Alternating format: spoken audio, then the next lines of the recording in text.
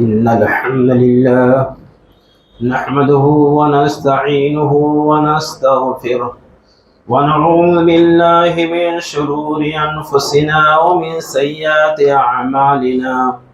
من يهده الله فلا مضل له ومن يضلل فلا هادي له. وأشهد أن لا إله إلا الله وأشهد أن محمدا عبده ورسوله. يا أيها الذين آمنوا اتقوا الله حق تقاته ولا تموتن إلا وأنتم مسلمون. يا أيها الناس اتقوا ربكم الذي خلقكم من نفس واحدة وخلق منها زوجها وبث منهما رجالا كثيرا ونساء واتقوا الله الذي تساءلون به والأرحام إن الله كان عليكم رقيبا. يا أيها الذين آمنوا اتقوا الله وقولوا قولا سديدا يصلح لكم أعمالكم ويغفر لكم ذنوبكم ومن يطع الله ورسوله فقد فاز فوزا عظيما. أما بعد فإن خير الحديث كتاب الله وخير الهدي هدي محمد صلى الله عليه وسلم وشر الأمور محدثاتها وكل محدثة بدعة وكل بدعة ضلالة وكل ضلالة في النار. فأعوذ بالله من الشيطان الرجيم. بسم الله الرحمن الرحيم. إن الله لا يغير ما بقوم حتى يغيروا ما بأنفسهم. خدا نے آج تک اس قوم کی حالت نہیں بدلی، نہ ہو جس کو خیال آپ اپنی حالت کے بدلنے کا۔ اسلامی بھائیوں، دوستوں، نوجوان ساتھیوں، اللہ رب العالمین کا بے پایا شکر احسان ہے کہ اس نے آج ہم سبھی کو اس مبارک دن میں، مبارک گھڑی میں اکٹھا کیا ہے۔ بعد درود و سلام نازل ہو اللہ کے آخری تاجدار حبیب کائنات رحمت للعالمین محسن انسانیت جناب محمد عربی صلی اللہ علیہ وسلم پر، جو اس کائنات کے آخری ہادی و مرشد و راہبر بنا کر کے بھیجے گئے، جنہوں نے ہماری اور آپ کی بھلائی کی خاطر، جنہوں نے ہماری اور آپ کی اچھائی کی خاطر اپنوں کی بھی گالیاں سہی، غیروں کی بھی گالیاں سہی، اس عظیم پیغمبر کو اپنوں نے سے بھی ستایا، غیروں نے بھی ستایا، لیکن اس پیغمبر نے ہماری اور آپ کی بھلائی کی خاطر ہر طرح کی تکلیفوں کو، گالیوں کو، پریشانیوں کو جھیلا اور ہم تک حق باتوں کو پہچانا اور حق باتوں کو پہچنوایا اور حق بات کو ہم تک پہنچایا، صلوات اللہ علیہ وسلم۔ میرے بھائیوں، دوستوں، کہ حکومتوں کے بدلنے سے ہماری اور آپ کی حالت نہیں بدلنے والی ہے۔ کوئی بھی حکومت رہے، کوئی بھی حکومت آئے، ہم کو اور ہمارے حالات کو بدلنے کا چیلنج کوئی حکومت قبول کرنے کے لیے تیار نہیں۔ ہمیں خود اپنی تقدیر بدلنی ہوگی، ہمیں خود سنگھرش کرنا ہوگا، ہمیں خود کوششیں کرنی ہوگی، ہمیں خود رسک لینا ہوگا، ہمیں خود اپنے ہاتھوں میں اپنی جانوں کو لے کر کے اپنے مستقبل کو سنوارنا ہوگا، اپنے نسلوں کے مستقبل کو سنوارنا ہوگا۔ میرے دوستو، اس وقت ہندوستانی مسلمانوں کے سامنے جو چیلنجز ہیں، ان چیلنجز میں سب سے بڑا چیلنج ہمارے سامنے ہماری تعلیمی پالیسی ہے۔ اس وقت ہم علم کے سب سے آخری پائیدان پر کھڑے ہوئے ہیں، تعلیمی سطح پر ہم سب سے نچلی سیڑھی پہ کھڑے ہیں۔ رپورٹیں یہ بتاتی ہیں تقریباً 22% مسلم بچے اسکول تک نہیں جاتے۔ پوری ہندوستان کے مسلمانوں کا تجزیہ کرنے کے بعد یہ پتہ چلتا ہے کہ 12% مسلمان بچے اسکول تک نہیں جاتے، اسکول کی شکل نہیں انہوں نے دیکھی۔ اور یہی بات نہیں، بلکہ 50% دیہات میں رہنے والے بچے تعلیم نہیں مکمل کر پاتے ہیں اور 25% شہر میں رہنے والے بچے تعلیم نہیں پا پا رہے ہیں۔ اور ہائی स्कूल सेकेंडरी तक पहुंचते 5 से 15% बच्चे पहुंच पाते हैं सेकेंडरी और हाई सेकेंडरी तक, और हर 100 में से 3 बच्चा ग्रेजुएट बनता है।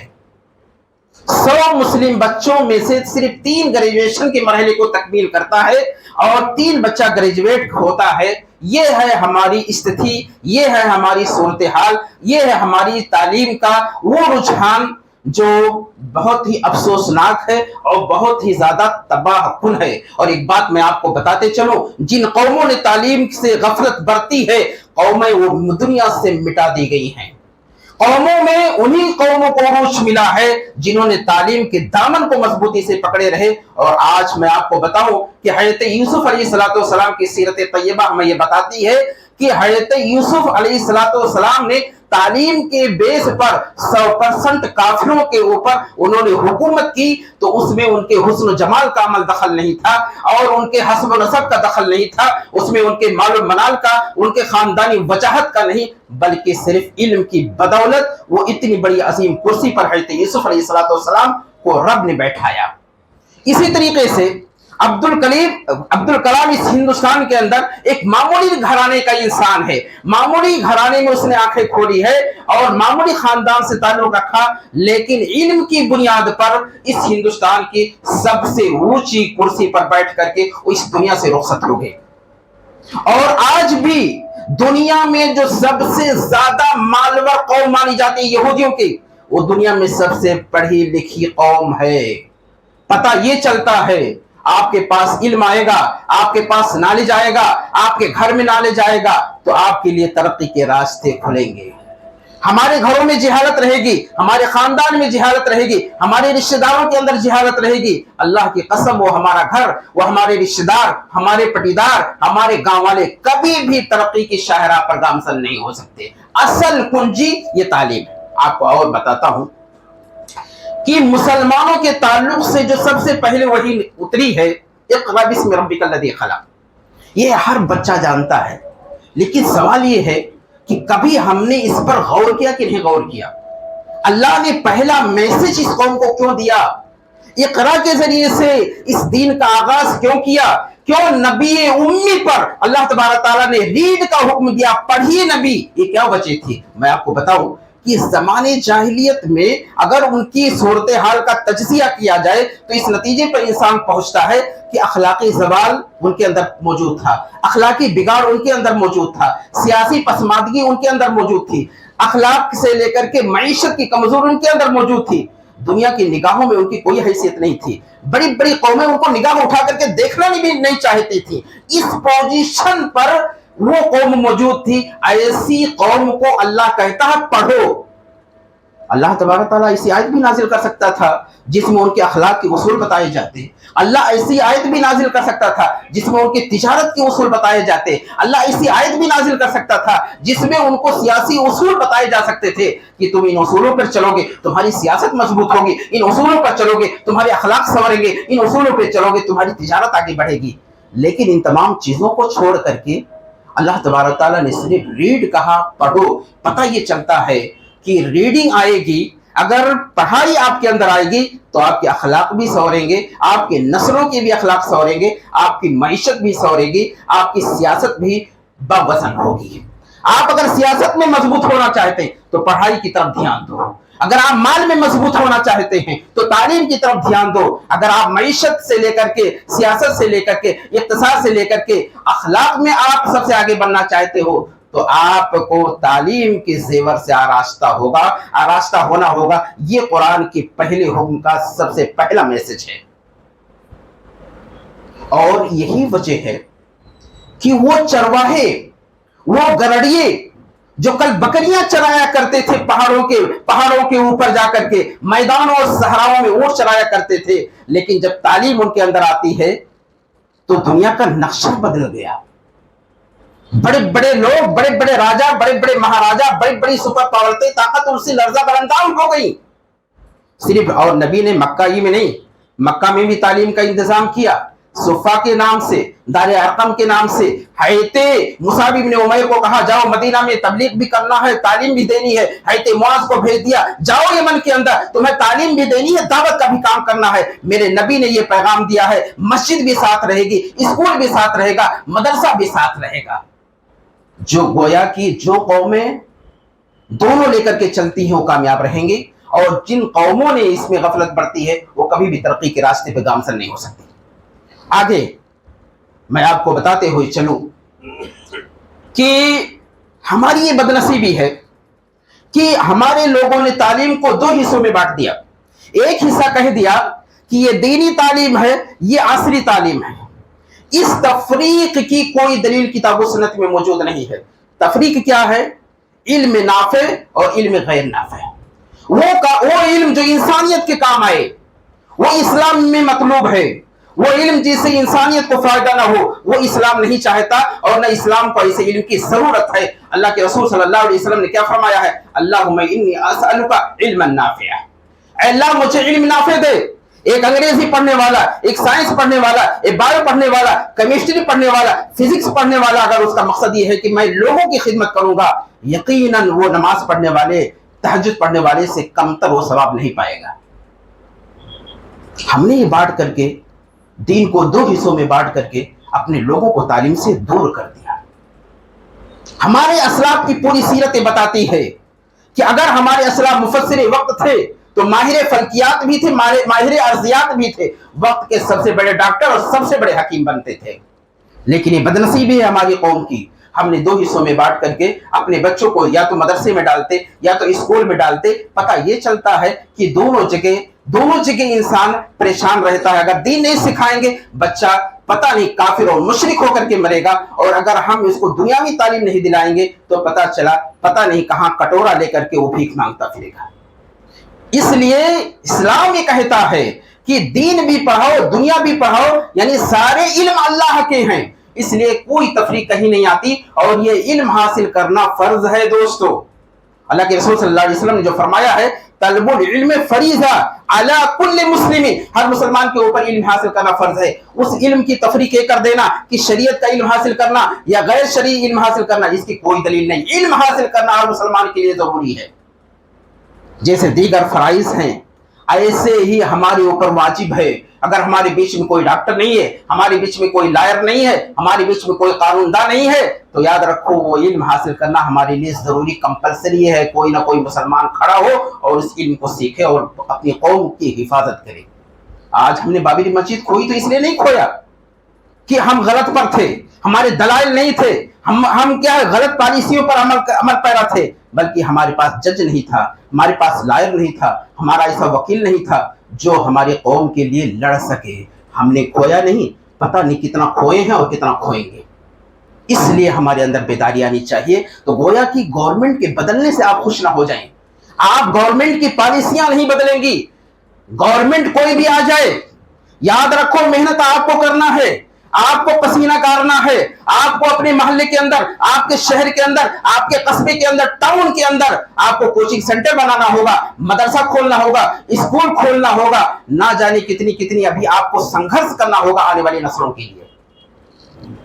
आप ये मत समझो कि हमारी तरक्की यूं ही हो जाएगी, गवर्नमेंट बदलेगी और आपको स्कीम दे देगी, जाओ करो, कोई टेंशन की बात नहीं।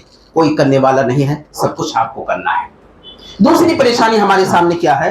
दूसरी सबसे बड़ी परेशानी हमारे सामने ये है, हमारी इक्तिसादी पोजीशन, माली पोजीशन बहुत ही डाउन है।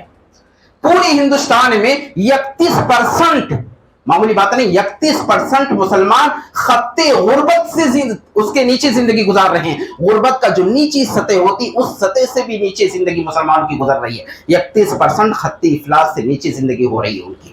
जिनको अच्छा पानी नहीं दस्तयाब है, जिनको दवाएं दस्तयाब नहीं, जिनको एजुकेशन की फराहमी नहीं हो पा रही है, स्कूल नहीं, कॉलेजेस नहीं, हॉस्पिटल नहीं, बैंक नहीं, सारी सहूलतों से महरूम है हमारा एक बहुत बड़ा तबका मुसलमानों का। ये क्या गवर्नमेंट कर देगी? नहीं करेगी। آپ کو اگر دیکھنا ہو مسلمانوں کی پسماندگی، جاؤ بڑے شہروں کے اندر آپ دیکھ لو، جہاں 4 لاکھ 5 لاکھ مسلمان بستے ہیں، ان کی گلیوں کو دیکھ لو، ان کے راستوں کو دیکھ لو، اور یہی نہیں وہاں دیکھ لو کہ کتنے بینک ہیں، کتنے وہاں پر ہاسپٹل ہیں، کتنے اسکول ہیں، کتنے کالجز گورنمنٹ نے دیا ہے. آپ کو اندازہ ہو جائے گا کہ مسلمانوں کے ساتھ کیا ہو رہا ہے اور مسلمان کو کیا کرنا ہے. یہ مت سوچو کہ کوئی گورنمنٹ بدل کر کے آپ کے یہاں 10 ہاسپٹل بنا دے گی، 10 اسکول اور کالجز بنا دے گی کہ مسلمان پڑھیں، ان کے بچوں کا وکاس ہو، آنے والی نسلیں ان کی اور تعلیم یافتہ ہو. گورنمنٹ نہیں، بلکہ آپ کو اپنی تقدیر بدلنی ہوگی. اس ہندوستان کے اندر سب سے زیادہ محکمہ ریلوے یہ نوکری پیدا کرتا ہے. ریلوے کا ڈپارٹمنٹ سب سے زیادہ نوکری پیدا کرتا ہے، لیکن اس میں مسلمانوں کی جب شرح دیکھی جاتی ہے تو 4.5% مسلمان ریلوے میں کے ڈپارٹمنٹ میں کام کرتے ہیں. 4.4 مسلمان ہیں اس ڈپارٹمنٹ میں، جہاں لاکھوں کی سنکھیا کام کرتی ہے، کروڑوں کی سنکھیا کام کرتی ہے. وہاں مسلمان صرف 4% اور 5% ہے. اسی طریقے سے سول سروس جو سب سے ٹاپ ون کی نوکری مانی جاتی ہے انڈیا میں، اس میں صرف مسلمان 3% ہیں. وزارت خارجہ میں تو 1.8 پوائنٹ ہیں، اور عدلیہ میں 7.8 پوائنٹ یہ مسلمان ہیں، اور پولیس وبھاگ میں 4% ہیں. بھلا یہ بتاؤ کہ اتنے معمولی پرسنٹیج میں آپ کیا ترقی کر پاؤ گے؟ باقی 25 سے 28 کروڑ مسلمان کہاں جائیں گے؟ نوکریوں کے دروازے بند ہو رہے ہیں. پرائیویٹ سیکٹر میں آپ کو تعصب کی بنیاد پر نوکریاں اور جگہیں نہیں مل پا رہی ہیں. باہر سے آنے والی کمپنیوں پر حکومت شکنجے کس رہی ہے. حکومت اپنی اجارہ داری اپنی اس پر تسلط جما رہی ہے. ایسی صورت میں ہمیں کیا کرنا ہوگا؟ اپنی معیشت کو مضبوط کرنے کے لیے میرے دوستو تجارت کو لازم پکڑنا ہوگا. ہر مسلمان سوچے میں تاجر بھی بنوں گا، میں ایک نیک مسلمان بھی بنوں گا، ایک متقی پرہیزگار مسلمان بھی بنوں گا، اور ایک اچھا بزنس مین بھی بنوں گا. یہ خواب ہر مسلمان کو اپنے بچوں کو بھی دکھانا ہوگا. تعلیم یافتہ بھی بنے، بزنس مین بھی بنے، کیونکہ قرآن کی یہی تعلیم ہے. کتاب و سنت کے پڑھنے سے یہ اندازہ ہوتا ہے نبی نے ملازمت کی، نوکری کی کہیں بھی حوصلہ افزائی نہیں کی ہے. کہیں کوئی نہیں دکھا سکتا ہم کو. یہ انگریزوں نے مسلمانوں کے ذہنوں میں بیٹھایا ہے. چاہے نوکری IPS کی ہو، چاہے کسی بھنگی کی نوکری ہوتی ہے. اسلام میں اس کی حوصلہ افزائی نہیں ہے. اسلام میں حوصلہ افزائی اگر کسی کی ہے صرف تجارت کی ہے. اللہ تبارک تعالیٰ نے کہا مسلمانوں نماز ہو چکی، آپ نماز سے فارغ ہو گئے، فانتشروا فی الارض وابتغوا من فضل اللہ، جاؤ اللہ کی روزی تم تلاش کرو زمین کے اندر. یہاں نوکری کی نہیں بلکہ تجارت کی طرف علماء نے کہا ہے. اللہ تبارک تعالیٰ تجارت کی طرف رہنمائی کرنا چاہتا ہے. عمر بن خطاب رضی اللہ تعالیٰ عنہ نے ایک مرتبہ دیکھا کہ کچھ لوگ بیٹھے گفتگو کر رہے ہیں مسجد کے اندر، کچھ عبادت میں مصروف ہیں، کچھ باتوں میں مصروف ہیں. کہا کیا تم سمجھتے ہو کہ یہ آسمان سونا برسائے گا؟ جاؤ تم مارکیٹوں میں تجارت کرو، کاروبار کرو، اور وہاں اپنے زندگی کو بہتر بنانے کے لیے کوششیں کرو. اور جناب محمد عربی صلی اللہ علیہ وسلم اتنے اچھا رول اور ہمارے لیے اتنا اچھا اسوہ آپ نے ہمارے لیے چھوڑا ہے کہ دنیا حیران ہے کہ اس زمانے میں امپورٹ ایکسپورٹ کا کام نبی کرتے تھے. لاتے تھے شام سے مال مکہ میں فروخت کرتے تھے، اور مکہ کا مال اٹھاتے تھے شام میں فروخت کرتے تھے. اس زمانے میں میرے پیغمبر نے کار نبوت کو سنبھالنے سے پہلے آپ ایک اچھے بزنس مین تھے، اور امپورٹ ایکسپورٹ کر کے آپ نے بہت زیادہ فائدہ مائی خدیجہ رضی اللہ تعالیٰ عنہ کو دیا. تو جو پیغمبر جس کو ہم اپنا اگوا مانتے ہیں، اپنا راہبر مانتے ہیں، اپنا آئیڈیل مانتے ہیں، اس پیغمبر نے ایک جگہ ایک شہر کی تجارت نہیں کی، ایک ملک سے دوسرے ملک کی تجارت کی ہے. اور آج ہم اپنے شہر میں تجارت کرنے سے کتراتے ہیں. آج ہم گاؤں میں اور اپنے شہر میں، اپنے بس اسٹینڈ کے پاس، اپنے ریلوے اسٹیشن کے پاس، اپنے ٹاؤن میں، اپنے قصبے میں بھی ہم تجارت کرنے سے ڈرتے ہیں. میرا پیغمبر ایک ملک سے دوسرے ملک جا کر کے تجارت کر سکتا ہے. تو مسلمانوں ہمیں بھی امانت داری کے ساتھ، ہمیں بھی کیا ہے پوری سچائی کے ساتھ تجارت کرنی ہوگی. آپ یہ مت سمجھے کہ حکومت بدلے گی آپ کو نوکریاں ملنا شروع ہو جائیں گی. کچھ نہیں ہونے والا ہے. کوئی بھی حکومت آئے آپ اس بات کو یاد رکھیں، آپ کو تجارت کر کے اپنی مضبوطی لانی ہوگی، اپنے لوگوں کو مضبوط کرنا ہوگا. آپ کو 10 روپے 20 روپے 10 ہزار، اگر یہی ہمارے بنگالی سارے بھائی اگر جمع ہو جائیں، 100 لوگ اس بات پر عزم کر لیں، 10 لوگ عزم کر لیں کہ ہر سال 2-4 اپنے بھائیوں کو ہم مضبوط کریں گے, 1 لاکھ دے کر کے, 50,000 دے کر کے, آپ دیکھیے گا 5 سال کے اندر ہر انسان کروڑپتی بن جائے گا آپ کا. اسلام نے تو ایسا سسٹم دیا ہے, ہم کرنے کے لیے تیار نہیں ہے. اسلام کے اندر سارے اصول, سارے ضابطے, سارے قواعد موجود ہیں, لیکن ہم اس کے لیے تیار نہیں ہیں. میرے بھائیوں, کہنے مقصد یہ ہے, خوش فہمی میں مبتلا ہونے کی ضرورت نہیں ہے. کوششیں آپ کو بھی کرنی ہیں, محنتیں آپ کو کرنی ہیں, اور دروازے گورنمنٹ کے ہمارے لیے کھلے نہیں گے, بلکہ بند ہوتے اب چلے جائیں گے. ہم کو محنت کرنی ہے, اور صنعت و حرفت میں ہنرمند بناؤ اپنے بچوں کو. تجارت کراؤ یا تو ہنرمند بناؤ. ہنر کی بھی بڑی ویلو ہے ہندوستان میں بھی, بدیش میں بھی. بچے اچھے جاب میں جاتے ہیں, اس کے ذریعے سے آپ کے گھر کی پوزیشن اچھی ہوگی, آپ کے بچہ تعلیم یافتہ بنے گا. آپ اسکول بھی ڈال سکتے ہو, آپ کالج بھی ڈال سکتے ہو, آپ میڈیکل کالج ڈال سکتے ہو. اگر آپ کے پاس پیسے آئیں گے تو آپ بہت کچھ قوم کو دے کر کے دنیا سے جا سکتے ہو. تو گویا کہ ہمیں مالی پوزیشن بھی ہمیں مضبوط کرنی ہے, اور سب سے اہم چیز یہ ہے نوجوانوں, اپنے طرز زندگی کو, لائف اسٹائل کو بدلو. اگر آپ چاہتے ہو کہ ایک کامیاب نوجوان بنو, ایک سکسیسفل نوجوان بنو, تو یاد رکھو اپنی لائف اسٹائل کو نبی کے لائف اسٹائل کی طریقے سے کر لو. جناب محمد عربی صلی اللہ علیہ وسلم تقریباً رات کے 3:30 بجے اٹھتے تھے. ہمارا نوجوان جب بستر پہ جاتا ہے تو میرا آقا 3:30 بجے اٹھ کر کے تہجد میں سجدہ کرتا تھا اللہ کو. موبائل پر بات کرتے کرتے ہمارا نوجوان 3:30 بجے اپنے بستر پہ جا کر کے گہری نیند سوتا ہے. اس وقت جناب محمد عربی صلی اللہ علیہ وسلم اٹھ کر کے اپنے رب کے سامنے پیشانی زمین پر ٹیک کر کے اپنے اللہ کو یاد کرتے تھے. روایتیں ہمیں یہ بتاتی ہیں, حدیثیں ہمیں یہ بتاتی ہیں کہ تقریباً 3:30 بجے اٹھتے اور 1 گھنٹہ تک تہجد کی نماز پڑھتے. 1 گھنٹہ نماز پڑھنے کے بعد آپ آرام کرتے, اذان فجر ہوتی اور آپ سنت پڑھتے, اور پھر مسجد میں چلے جاتے. یہ تھا رات کا آپ کا معمول. آپ سوچو کہ ہم کہاں ہیں, کیا کر رہے ہیں, کن چیزوں میں ہم اپنے وقت کو لگا رہے ہیں. دنیا کا سب سے بڑا لیڈر, دنیا کا سب سے ذہین فتین انسان, دنیا کی قیادت سب رش کرتی ہے نبی کی قیادت پر, دنیا سر دھمتی ہے اس قائد پر. وہ رات کے 3:30 بجے اٹھ کر کے سجدہ کرتا ہے, اپنے رب کو مناتا ہے, اپنے رب سے قوت اور حاصل کرتا ہے, قوت و توانائی حاصل کرتا ہے دن بھر کار نبوت کو انجام دینے کے لیے. اور جب آپ نے نماز پڑھا دی, نماز کے بعد مسجد پر بیٹھے رہتے. مسجد میں بیٹھنے کے بعد نبی خواب اگر دیکھے ہوتے تو خواب دیکھنے کا پوری تعبیر بتاتے. میں نے آج یہ خواب دیکھا ہے, اس کی تعبیر یہ ہوگی. کوئی صحابی اس میں ہوتے, کہا ہے کسی نے جو کوئی خواب دیکھا ہے, خواب دیکھنے والا صحابی بتاتا, نبی اس کی تعبیر بتاتے, اور کبھی جاہلیت کے واقعات سنتے, کبھی اشعار سنتے. اس طریقے سے سورج نکل جاتا, اور نکلنے کے بعد آپ نماز پڑھ کر کے جاتے. تقریباً 7-7:30 بجے آپ کا ناشتہ ہوتا تھا.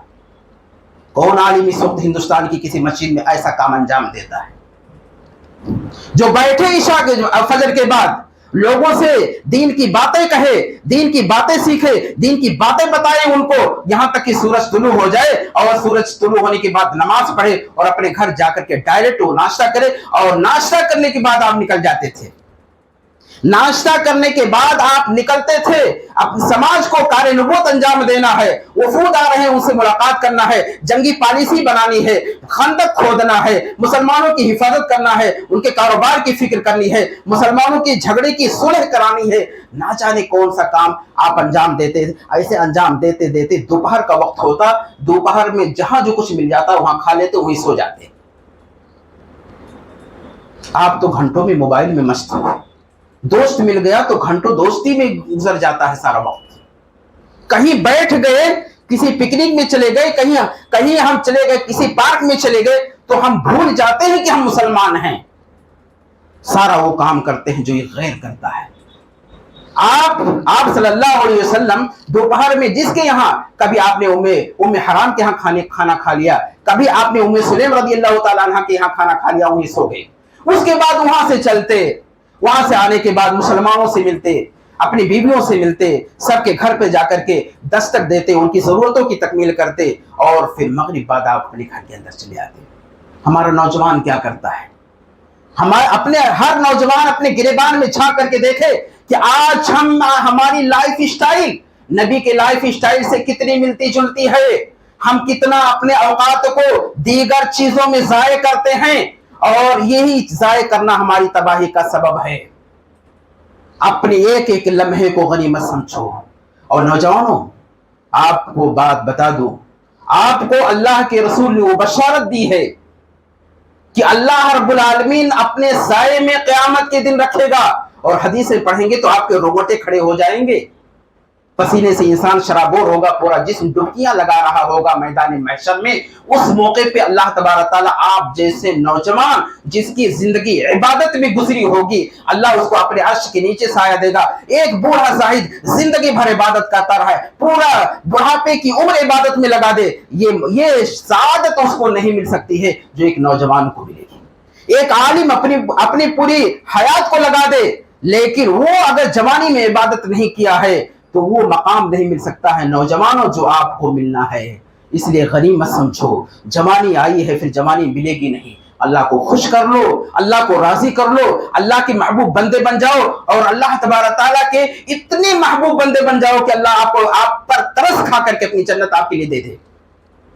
یہ آپ کو یہ سعادت پھر یہ لمحہ پھر آپ کو ملے گا نہیں. اس میں عبادت کرنے کی کوشش کرو. تو گویا کہ ہمیں اپنی کامیاب ہونے کے لیے, اپنی دنیا اور آخرت کو بہتر بنانے کے لیے اپنی لائف اسٹائل کو بھی تبدیل کرنا ہوگا. اور لائف اسٹائل جب تک ہم نہیں بدلیں گے, ہمارے اندر کامیابی کے وہ چیزیں جو چھلک ہونی چاہیے وہ چھلک ہمارے اندر نظر نہیں آئے گی. اسی طریقے سے ہماری تہذیب اسلامی تہذیب ہو, ہمارا کلچر اسلامی کلچر ہو. ہمارا کلچر جب تک اسلامی کلچر نہ ہو, ہمارے انداز سے, ہماری سوچ سے, ہمارے چلنے پھرنے سے, ہمارے بیٹھنے اٹھنے سے, ہماری بات چیت سے اسلام کا پرچار ہونا چاہیے. دنیا یہ سوچے شاید ہی مسلمان ہے. آج تو دنیا اسلام کے نام سے مسلمانوں سے گھن کرنے لگی, مسلمانوں سے گھن کرنے لگی. اور ایک زمانہ تھا کہ مسلمانوں کو بطور سند اور بطور دلیل کے پیش کیا جاتا تھا. میں آپ کو بتاؤں, یوبی کا ایک واقعہ ہے, انگریز کا دور تھا. انگریز کے دور میں ایک مقدمہ دائر ہوا, مسلمانوں نے اور ہندوؤں نے دونوں نے ایک زمین کو لے کر کے وہ دونوں لڑ پڑے. مسلمانوں نے کہا ہماری زمین ہے, ہندوؤں نے کہا ہماری زمین ہے. مقدمہ انگریز گورنمنٹ کے پاس جب پہنچتا ہے, جج کے پاس پہنچتا ہے, تو کہا معاملہ تو دو مذہب کا ہے, بہت نازک موقع ہے. مسلمانوں کو بلایا اور کہا کہ ہندوؤں میں کوئی قابل اعتماد انسان ہے یا نہیں ہے. ہندوؤں نے کہا میں کسی بھی ہندو پر بھروسہ نہیں کرتا. پھر مسلمانوں یعنی ہندوؤں کو بھی بلایا, پہلے مسلمانوں کو بلایا, اس کے بعد ہندوؤں کو بلایا. کہا کہ مسلمانوں میں کوئی قابل اعتماد انسان آپ کے بیچ میں ہے کہ جو کہہ دے گا آپ اس کی بات کو مان لو گے. کہا ہاں, ایک انسان ہے الہی بخش, اگر وہ کہہ دے گا ہم اس کی بات کو مان لیں گے. اگر وہ ہمارے حق میں جائے گا تب بھی مانیں گے, اگر ہمارے مخالف جائے گا تب بھی ہم مان لیں گے. انگریز بلاتا ہے, اس کا کارندہ جاتا ہے. انہوں نے کہہ دیا کہ ہم انگریز گورنمنٹ کے دفتر میں, آفس میں, کورٹ میں نہیں جائیں گے. ہم نے قسم کھائی ہے کہ کسی انگریز کا چہرہ میں نہیں دیکھوں گا. وہ واپس آتا ہے, انگریز جج کے سامنے بات رکھی گئی. کہا جاؤ کہہ دو کہ وہ میرا چہرہ نہ دیکھیں, مخالف سمت کھڑے ہو کر کے لوگوں پبلک کے سامنے وہ گواہی دے دیں کہ فلاں کی زمین ہے, ہندوؤں کی زمین ہے یا مسلمانوں کی زمین ہے. بہرحال دوبارہ ہرکارا جاتا ہے, وہ واپس آتا ہے, ساتھ میں اپنے ان کو بھی لے کر کے آتا ہے, اور آ کر کے انہوں نے جو گواہی دی ہے آج بھی تاریخ نے ریکارڈ کیا. آنے کے بعد انہوں نے گواہی دی یہ زمین مسلمانوں کی نہیں ہے بلکہ غیر مسلموں کی زمین ہے. میرے دوستو, یہ جملہ سننا تھا. اسلام فتح پا گیا, مسلمان ہار گئے اس کیس میں, اور اس کی وجہ سے ایک بڑی تعداد لوگ دائرے اسلام کے اندر داخل ہوئے. ایک دور تھا ہندوؤں کا ہماری اوپر بھروسہ تھا, لیکن آج ہم وزن میں کم کر رہے ہیں, ہم جھوٹ بول رہے ہیں, ہم دھوکہ دے رہے ہیں, ہم غلط مال دے رہے ہیں, ہم کیا ہے ملاوٹ کی چیزیں ان تک پہنچا رہے ہیں. ہماری داڑھی دیکھتا ہے, ہماری بات سنتا ہے, ہمارا کرتا دیکھتا ہے, ہماری ٹوپی دیکھتا ہے کہ یہ مسلمان ہے, یہ تو کبھی جھوٹ نہیں بولے گا, یہ کبھی غلط مال نہیں دے گا, کبھی کیا ہے کبھی خراب مال اگر آ گیا تو اس مال کو واپس کر لے گا. لیکن وہ سارے صفات جو ہمارے اسلاف کے تھے ہم نے سب کھو دیا ہے. اس لیے دنیا ہم سے نفرت کرنے لگ گئی. दुनिया हमारा बाइकाट करना शुरू कर दिया। अगर आप कारोबार करना चाहते हो, याद रखो, मैंने बड़े बड़े लोगों को, दुनिया के सबसे बड़े बिजनेसमैनों की जो यानी लाइफ और सीरत पढ़ी है, मैं उनका, और जब सहाबा की दौर की मैचिंग करता हूं तो जो सहाबा का उसूल था तिजारत का, वो इनका भी है। बिका हुआ माल वापस होगा, अगर उसमें आयब निकलता है, खराब माल जाता है तो हमारी कंपनी वापस करेगी। यही सहाबा के, ये हज़रत अब्दुर्रहमान इब्न औफ का उसूल था, ये हज़रत तलहा का उसूल था, ये हज़रत ज़ुबैर रज़ियल्लाहु अन्हु, इन सहाबा का उसूल था कि हम धोखा नहीं देंगे, हम कम नहीं देंगे, हम खराब माल नहीं देंगे, माल में आयब निकल आया तो हम माल भी वापस ले लेंगे। आज इन उसूलों को गैर अपना करके दुनिया के अरबपतियों में उन्होंने अपने आप को जम करा लिया है। और आज 2 पैसे के लिए हम झूठ बोलते हैं कि बिल दिखा देंगे, ना जाने कौन कौन सी चीज़ें हम लोगों के सामने पेश करते हैं। मेरे भाइयों, लाइफ स्टाइल को बदलो, तिजारत के तरीके को बदलो, रहन सहन के अंदाज को बदलो, अपनी सोच और अपनी फिक्र को बदलो। नबी की सीरत पढ़ो, सहाबा की सीरत पढ़ो, खुलफाए राशिदीन की सीरत पढ़ो। उन्होंने तिजारत कैसे की, उन्होंने मुलाजमत कैसे की, लोगों के साथ मामला कैसे किया, जब दो भाइयों के दरमियान अनबन हुआ तो उन्होंने उसका निपटारा कैसे किया। सारी चीज़ों की वसूल मौजूद है। उन खजानों को निकालने की ज़रूरत है और अपनी ज़िंदगी में बरतने की ज़रूरत है। हमारे मसाइल दुनिया का कोई इंसान हल नहीं करेगा, हमें खुद अपने मसाइल को हल करना होगा। चाहे तालीमी मसाइल हो, चाहे इक़्तिसादी मसाइल हो, चाहे हमारे समाजी मसाइल हो, चाहे माशरती मसाइल हो, सारे मसाइल को हमें खुद हल करना होगा। हुकूमतों से हमें बहुत ज़्यादा उम्मीदें नहीं है और ना ज़्यादा हमें बहुत ज़्यादा उम्मीदें रखने की ज़रूरत है। आपको खुद संघर्ष करना होगा, आपको खुद मेहनत करनी होगी और लोगों को, बिछड़े हुए लोगों को एक प्लेटफार्म पर लाना होगा, एक प्लेटफार्म पे जमा करना होगा और लोगों के दिलों में मोहब्बत पैदा करनी होगी। लोगों को जोड़ करके रखोगे, बड़ा काम कर पाओगे। लोगों को तोड़ करके रखोगे तो कोई छोटा सा भी काम आप नहीं कर सकते हो।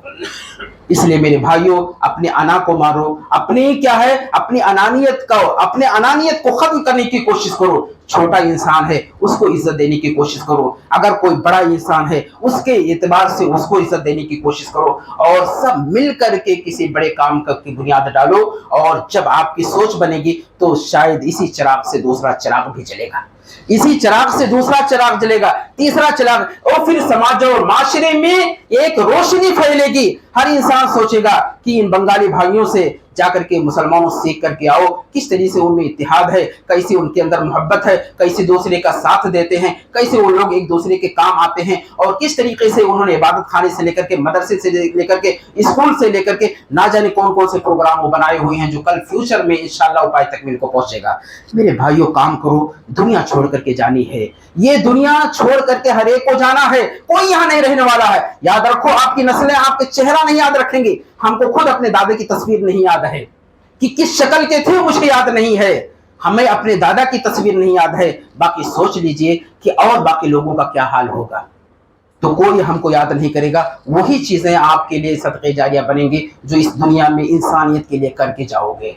इसलिए इंसानियत के लिए मरने की कोशिश करो कि जब मेरा दम टूटे तो ये हजारों लोग मेरे लिए दुआएं करें कि वो सर का ताज था हमारे समाज का, हमारे इंसान का, हमारे समाज का वो नौजवान हमारे सरों का ताज था, आज वो ताज उतर गया। लोग रोएं, आंसू बहाएं और आपको याद करें, दुआओं में याद रखें। मेरे दोस्तों, इन्हीं चंद कलमात से अल्लाह से दुआ करते हैं कि रब्बुल आलमीन हमारे हालात को बेहतर बना दे। जो भी हुकूमत आए मुसलमानों के मुफाद में आए, मुसलमानों के लिए बेहतर साबित हो और उसको मुसलमानों के लिए बाइस खैर बना। मुसलमानों की मसाजिद की, मदारिस की तो हिफाजत फरमा, उनकी इज्जत व आबरू की हिफाजत फरमा, उनके कारोबार की हिफाजत फरमा और हमारे ख़ास तौर पर हमारे नौजवानों की अल्लाह तो हिफाजत फरमा और उनको गलत जगहों पर, गलत रास्ते पे जाने से अल्लाह तो हिफाजत फरमा। मुसलमान जहाँ भी परेशान हैं, अल्लाह उनकी कई भी मदद फरमा और ख़ास तौर पर फ़िलिस्तीनी मुसलमानों की खुसूसी तो मदद फरमा। व आखिर दावाना अल्हम्दुलिल्लाहि रब्बिल आलमीन।